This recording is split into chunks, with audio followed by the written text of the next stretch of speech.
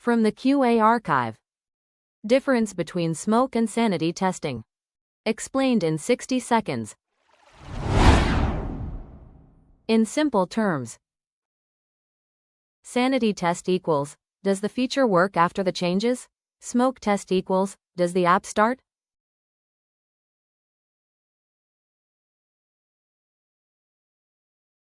Example.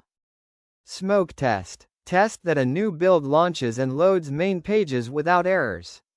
If these core functions work, the build is stable for detailed testing. Sanity test. Test that a recent bug fix works by testing that only the affected functionality works as intended. When is it used? Sanity testing is often performed after bug fixes, after minor code changes, before running a full regression test.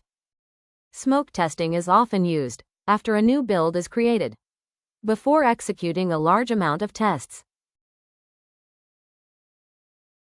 The QA archive.